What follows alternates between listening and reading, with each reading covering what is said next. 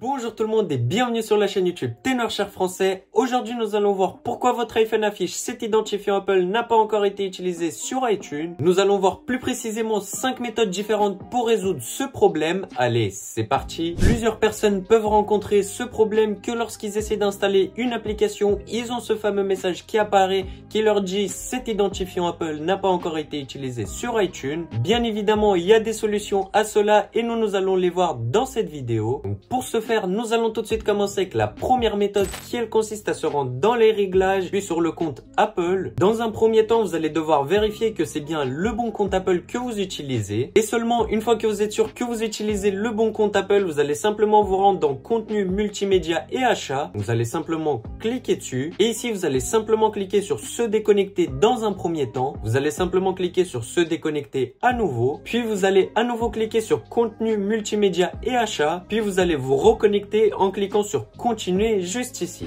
Nous en tout cas nous allons tout de suite continuer avec la deuxième méthode qui elle consiste à justement lorsque vous essayez d'installer une application et que vous avez ce fameux message qui apparaît, vous cliquez simplement sur vérifier juste ici et ici comme vous pouvez le voir vous remplissez simplement les informations demandées.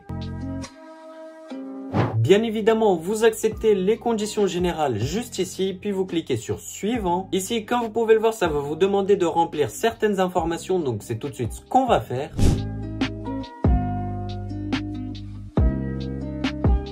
Une fois que vous aurez bien terminé de remplir toutes les informations qu'on vous demande, vous allez simplement cliquer sur suivant juste ici. Et là, comme vous pouvez le voir, il y a la création de l'identifiant Apple qui est maintenant terminée. Donc, nous allons simplement cliquer sur continuer. Et là, si on va essayer d'installer l'application que l'on souhaite, donc nous allons simplement cliquer sur installer juste ici. Vous allez taper le mot de passe de votre identifiant Apple. Une fois que vous aurez bien terminé de taper le mot de passe de votre identifiant Apple, vous allez simplement cliquer sur se connecter. Comme vous pouvez le voir, ça va confirmer et là il y a bien l'application qui va s'installer avec succès. Donc comme vous pouvez le voir, si je quitte l'App Store et que je me rends sur la page d'accueil, on voit juste ici l'application que j'ai installée. Nous en tout cas nous allons tout de suite continuer avec la troisième méthode qui elle consiste à justement terminer les paramètres de paiement. Donc pour ce faire, il vous suffira de vous rendre dans les réglages puis dans le compte d'Apple. Ici vous allez simplement vous rendre dans l'onglet paiement et livraison, vous allez cliquer dessus et là vous allez mettre à jour vos informations de paiement parce que vous souhaitez. Donc pour ma part, je vais choisir carte bancaire juste ici. Donc là, pour ma part, je vais simplement remplir les informations de ma carte bancaire. Une fois que vous aurez bien terminé de saisir vos informations de votre carte bancaire, vous allez simplement confirmer votre adresse de facturaison. Donc ici, il vous suffira simplement de remplir toutes les informations. Et une fois que vous aurez terminé, vous allez simplement cliquer sur terminer juste ici. Et là, il y a votre mode de paiement qui sera mis à jour avec succès. Nous, en tout cas, nous allons tout de suite continuer avec la quatrième méthode qui elle consiste à justement se rendre dans les réglages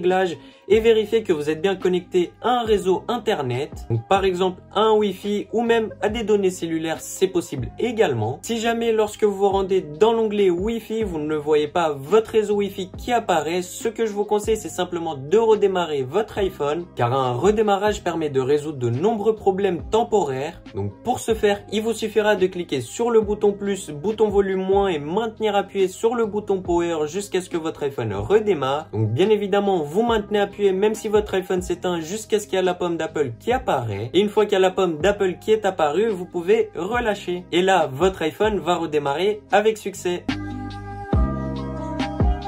Nous en tout cas nous allons tout de suite continuer avec la cinquième méthode pour laquelle nous aurons besoin du logiciel de Reboot. Donc pour ce faire, il vous suffira de vous rendre sur le premier lien qui est dans la description et vous allez tomber sur la page de Reboot. Reboot est un logiciel que Tenorshare propose qui permet de résoudre plus de 150 problèmes liés à votre iPhone. Ce logiciel est bien évidemment gratuit ainsi que disponible pour Mac tout comme pour Windows. Ils ont également des promos en ce moment pour leur 16e anniversaire pouvant aller jusqu'à moins 70%, donc profitez-en, c'est à durée limitée. En ce qui concerne les tarifs, on est sur du 36 € le mois, 50 € l'année et 80 € la licence à vie. Avant toute manipulation, il vous suffira de connecter votre iPhone via câble à l'ordinateur. Donc une fois que vous aurez bien connecté votre iPhone via câble à l'ordinateur et que vous aurez installé l'application Reboot, vous allez simplement tomber sur cette interface. Ici, comme vous pouvez le voir, ça va détecter votre iPhone, donc iPhone X en l'occurrence. Vous allez ensuite cliquer sur commencer juste ici. Et là, comme vous pouvez le voir, vous allez avoir deux types de réparation réparations différentes. Donc dans un premier temps, nous allons avoir la réparation standard qui elle ne fera pas perdre vos données. Et dans un second temps, nous allons avoir la réparation avancée qui elle, attention, fera perdre vos données. Moi, pour la vidéo, je vais utiliser la réparation standard. Donc je vais simplement la sélectionner et cliquer sur réparation standard. Et ici, comme vous pouvez le voir, il y a un petit firmware qui va être téléchargé. Donc vous allez simplement cliquer sur télécharger. Le téléchargement du firmware prendra plus ou moins longtemps selon votre connexion. Attention, il faudra être patient. Note qu'on se retrouve une fois terminé.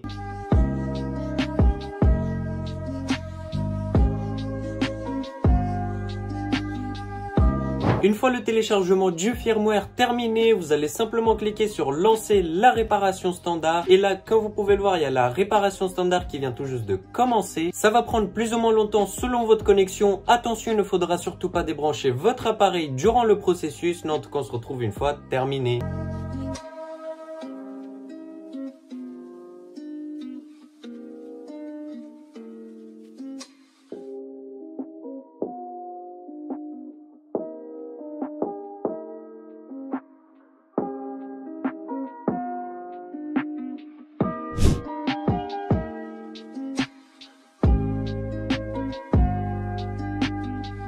Comme vous pouvez le voir, la réparation standard est maintenant terminée. Normalement, après toutes ces méthodes ainsi que la méthode de reboot, votre iPhone n'est plus censé avoir ce problème. Et justement, vous devriez pouvoir installer toutes les applications que vous souhaitez. Mais si ce n'est pas le cas, et même après toutes ces méthodes, vous avez toujours ce message d'erreur qui apparaît. Ce que je vous conseille, c'est de contacter le support Apple en leur expliquant votre problème. Ils pourront certainement mieux vous aider. En tout cas, c'est déjà la fin de cette vidéo. J'espère qu'elle vous aura énormément plu et aidé. Si c'est le cas, n'hésitez pas à laisser un gros pouce bleu et à vous abonner à la chaîne. Bref, c'était tout pour moi. Passez une très bonne journée. Ciao, ciao.